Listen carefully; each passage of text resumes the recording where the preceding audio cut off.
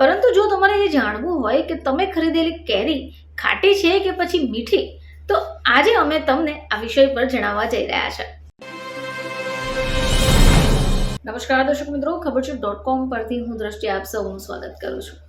દર્શક મિત્રો, હાલમાં ઉનાળાની ગરમી જાણે જોરશોરોમાં શરૂ થઈ ગઈ છે.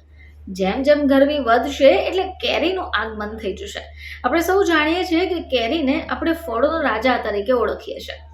હવે આવામાં જ્યારે કેરી ખરીદવા જાઓ છો ત્યારે તમે કન્ફ્યુઝ થઈ જાઓ છો કે આ કેરી ખાટી હશે કે મીઠી.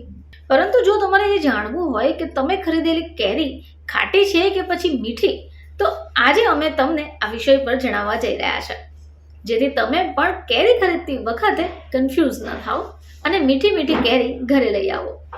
ઉનાળાથી લઈને વર્ષા ઋતુ સુધી કેરીની ઘણી બધી જાતો બજારમાં ઉપલબ્ધ રહે છે. લોકો માર્ચ મહિનાથી જ કેરીના આગમનની રાહ જુએ છે. હવે એપ્રિલ મહિનાથી બજારમાં કેરીની સંખ્યા વધશે. કેરી ખરીદતી વખતે પણ ઘણી સાવધાની રાખવી જોઈએ. ઘણીવાર એવું થાય કે બહારથી તાજી અને સારી લાગે, પરંતુ અંદરથી સ્વાદિષ્ટ હોવી પણ જરૂરી છે.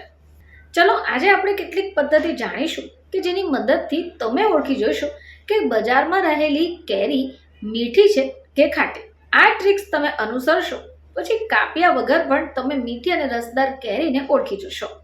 તો મિત્રો, જ્યારે પણ તમે કેરી ખરીદવા જાઓ છો ત્યારે કેરીના રંગ કરતાં તેની છાલને ધ્યાનથી જુઓ.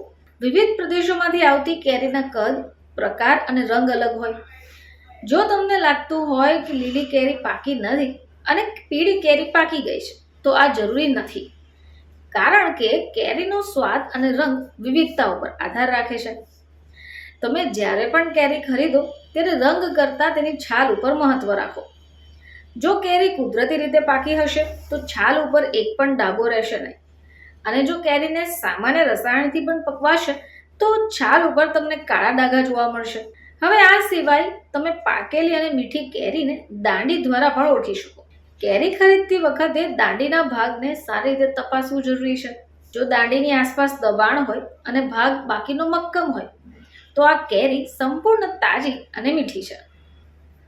હવે કેરી જ્યારે ખરીદો તેને ખરીદતા પહેલા એને સૂંઘી લેવી જરૂરી છે. હવે તમે એવું કહેશો કે દુકાન પર ઊભા રહીને આ રીતની પ્રવૃત્તિ કરવી થોડી અજીબ લાગે, પરંતુ આ ટેકનિક તો વર્ષો જૂની છે.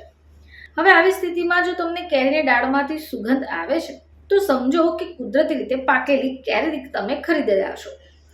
અને જો કેરીમાંથી આલ્કોહોલ કે અન્ય કેમિકલની ગંધ આવે તો આવી કેરી તો ભૂલથી પણ ન ખરીદતા. આવી કેરી ખરીદવાથી તમે બીમાર પણ પડી શકો છો. હવે આ સિવાય જ્યારે પણ કેરી ખરીદો ત્યારે ધ્યાન રાખો કે એ બહુ ચુસ્ત કે ચપટી ન હોય, કારણ કે ખૂબ સખત કેરી અંદરથી કાચી હોઈ શકે અને જલ્દીથી સડી પણ જાય. તો દર્શક મિત્રો, આવી રીતે તમે જ્યારે પણ કેરી ખરીદો તો ચોક્કસપણે ધ્યાન રાખજો. તો મિત્રો, આ એવી ટ્રિક્સ છે જેની મદદથી તમે મીઠી અને તાજી કેરી ખરીદી શકશો. ફરીથી તમારી સમક્ષ હાજર થઈશું. ત્યાં સુધી જોતા રહેજો ખબરછટ.com.